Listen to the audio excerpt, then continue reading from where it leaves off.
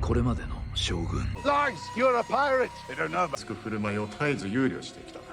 すべて押収する。思い込んでおったゆえ。目が我らを結びつけたのじゃ。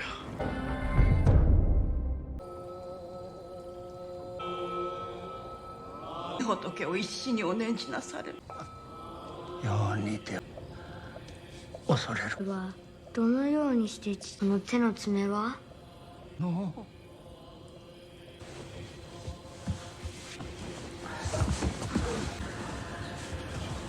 身の国へ参れません。虎穴が落ち葉はわおるか。朝鮮を平定したかった思う。本当に結束を固め。いかにも賢き答えじゃ。一生は内乱を立ち返ることよ。それに仲間からも守って国のいた。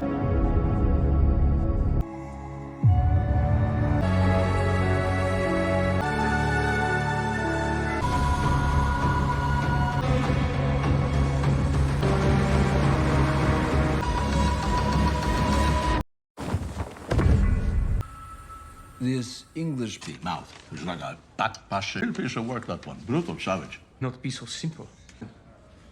I fear he'll want to come. He's not a man to leave his fate with God. He knows everything about Macau. Well then,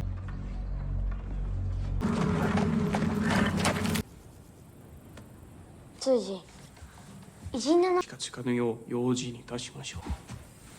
失礼いたします。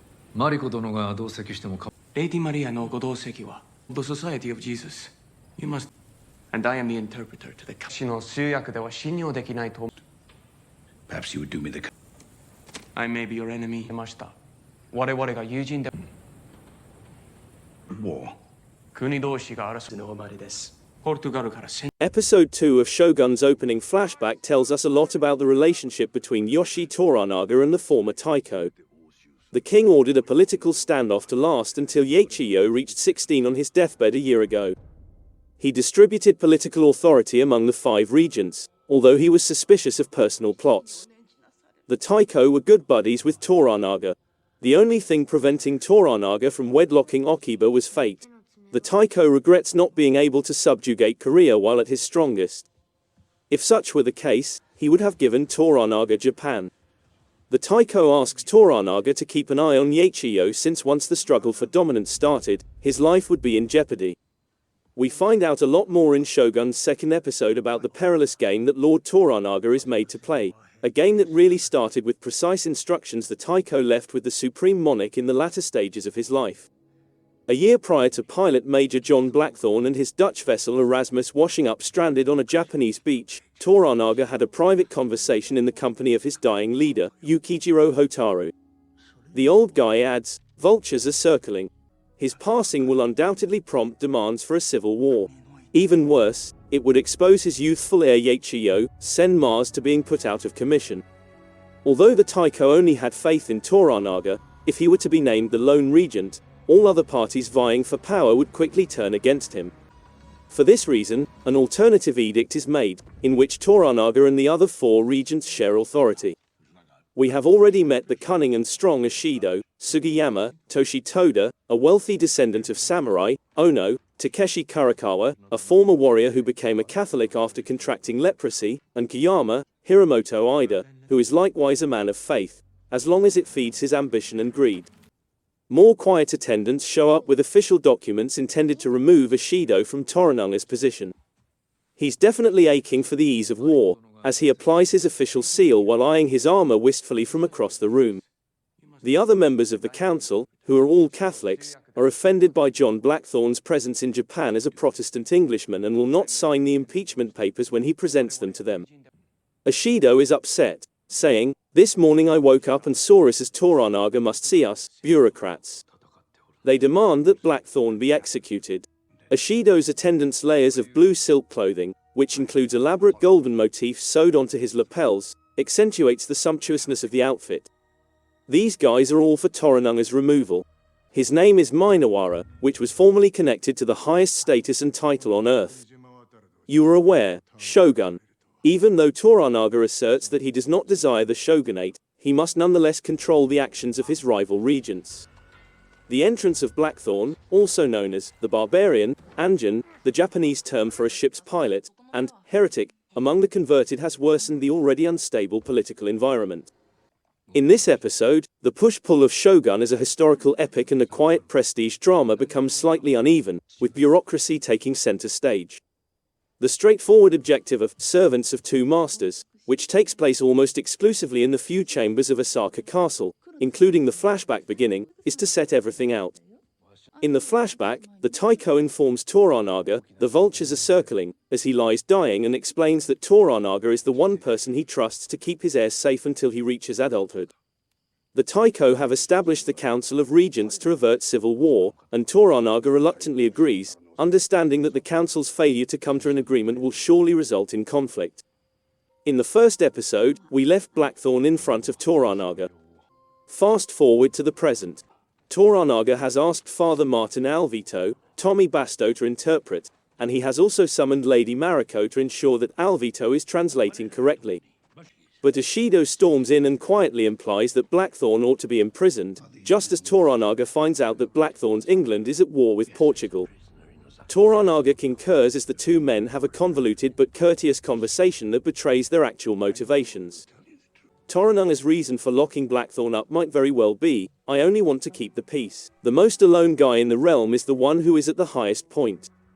Now, however, as Blackthorne bows down to him in an official garden, Toranaga discovers vital information that will unite him with this enigmatic stranger. The encounter is just another illustration of Shogun's masterful use of words. As a reliable backup against mischief, Toranaga also uses Lady Mariko, who speaks Japanese, Portuguese, and Latin fluently, with Jesuit priest Martin Alvito, Tommy Basto summoned to translate. Close-up shots of Toranaga and Blackthorne are shown by Shogun, who has Mariko directing and Alvito interpreting. Through the sorting of two spoken languages, each man gains an understanding of the other's mental measure, and the translation dissolves, allowing for a sort of direct connection. The bottom line is that they can benefit from one another. Blackthorne is aware of covert Portuguese outposts, such as those in Macau, that are run by Jesuits and furnished with weaponry and mercenary Ronin samurai who have converted to Catholicism. Moreover, being a perceptive and knowledgeable political observer, Marco observes that Toranaga intends to consolidate his political position by dividing the Jesuit priests, the two Christian regents, and Ishido through the Protestant, English pilot guest. But first, in order to please Ishido, Blackthorne has to survive the dismal and horrible dungeon where Toranaga dumps him. Who else but the untamed-haired Joaquim de Almeida in the role of disgraced priest Father Domingo? Domingo advises the pilot, you can't play their games. Their hearts are too guarded, their rules too opaque. Wherein Blackthorne uses the courage that carried him around the globe to a place where he does not intend to die on a cross. Can he play their games, then? Better still, what if he triumphs? Once Toranaga is gone, the samurai Yabashiga, who is a fierce vassal sworn to serve Toranaga, breaks him out of jail. With his newfound freedom, the pilot realizes that his expertise can help Toranaga in his political maneuvers. Your nation is included in the Portuguese half. Thus, it is theirs. Blackthorne has explained how treaties between Portugal and Spain have divided the non-Christian world during another discussion in the formal garden. In addition to describing the Erasmus's passage through the Strait of Magellan in South America, he sketches a globe in the sand to show where England and Europe are in respect to Japan. A path that Portugal and Spain keep hidden. A path that is well stocked with bases. And a means by which they keeping the wealth of commerce with Japan to themselves. Toranaga seems surprised. Did the barbarian indeed declare that Japan belongs to Portugal? He asks Mariko. In his capacity as the President of Foreign Relations for the Regency, he also places a hold on Portugal's main commerce vessel, the Black Ship. Toranaga advises Alvito, maybe we should learn more about these bases before negotiating further, and the young priest gets all green, like he just eaten a bug. It is up to Toranaga, the President of Foreign Relations, to approve this permission. Ishido goes outside the castle to see Yabashiga.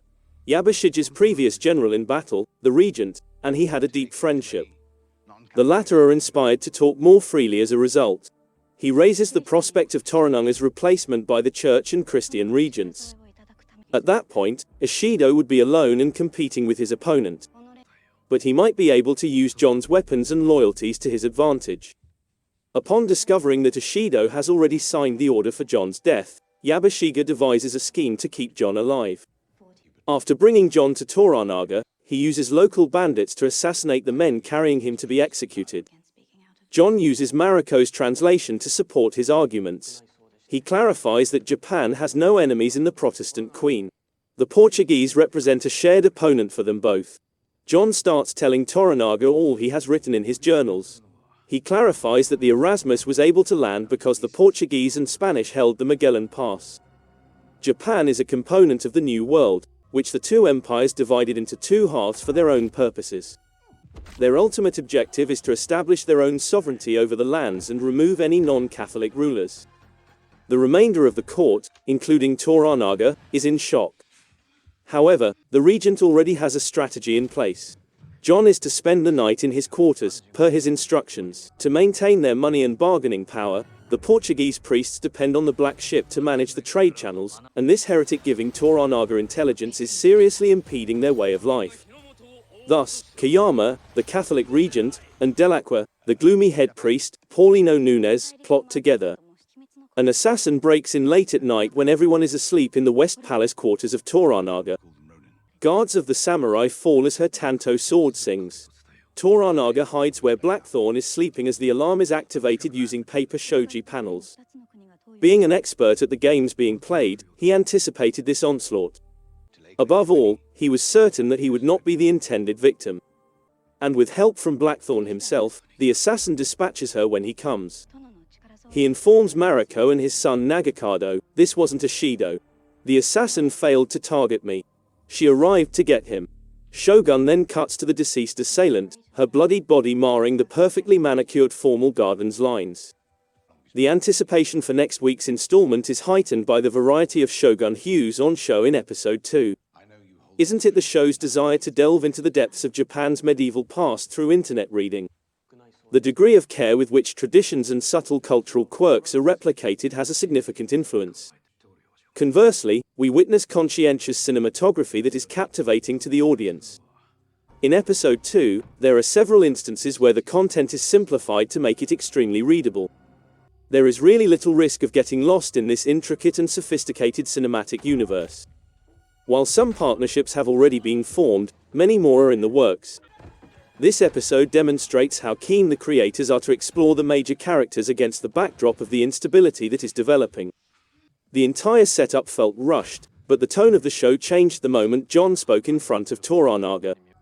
Subtle cinematic signals, which are easy to overlook but not so difficult to notice, convey the sense of urgency. I firmly think that Shogun will rank among the year's top programs.